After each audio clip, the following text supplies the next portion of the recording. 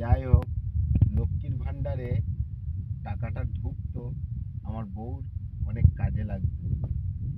কিন্তু এখন আর কি বলবো, সবাই তো জানো ৩,০০০ টাকা আর ঢুকছে না। এত কিছু করলাম, এত কিছু মানে বললো, সবই করলাম, এখনো টাকা ঢুকছে না। এখন ভেরিফিকেশন করবে, তা ভেরিফিকেশন করবে ঠিকই, কিন্তু এই যে বলছে ১৫,০০০ টাকার উপরে মাইনে হলে, ঠিক আছে, ইনকাম করলে তা লক্ষ্মীর ভাণ্ডার সরকারি প্রকল্প দেওয়া যাবে না। এখনকার বাজারে, এখনকার বাজারের কথা বলছি, ঠিক আছে, বর্তমান যুগে, বর্তমান যুগে ১৫,০০০ টাকা কিছুই নয়।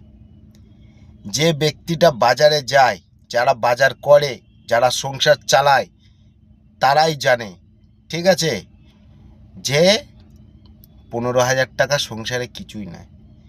বাচ্চার পড়াশোনা খরচা, টিউশনির খরচা, নানান রকমের খরচা আছে সংসারের মধ্যে। ১৫,০০০ টাকা কোনো দিন সংসার চলে না। ম্যাক্সিমাম সংসার চলতে গেলে ঘরের মধ্যে উপার্জন করতে হয় ২০ থেকে ২৫,০০০ টাকার মধ্যে ভালোভাবে সংসার চলে, কিন্তু সেইটা চললে কি হবে?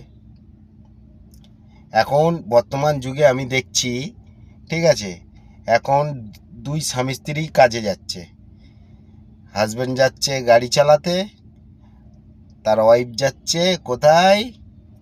বাবুর বাড়ি কাজ করতে। দুই লোকে মিলে সংসার চালাচ্ছে। তাই এইসব কি কেউ দেখছে না? দেখছে তো শুধু ছাতাটা বাড়ি, কিন্তু ছাতাটা বাড়িটা কার? তার হয়তো বাবা বানিয়ে গেছে, হয়তো তার আগে তার ঠাকুরদা বানিয়ে গেছে, তা তাদের বাড়ি, তার তো নামে লিখেননি। তাহলে কেন এত ছাতাটা বাড়ি অন্নপূর্ণা দেব না, ঠিক আছে, দুতলা বাড়ি অন্নপূর্ণা দেব না? আরে তার বর্তমান যুগে কি আছে? তার তো কিছুই নেই। তার নামে না জায়গা আছে, না কিছু আছে, কিছুই নেই। তা সে কেন পাবে না? আর বর্তমান যুগে কেন ১৫,০০০ টাকার উপরে হলে কেন অন্নপূর্ণা ভাণ্ডার পাবো না?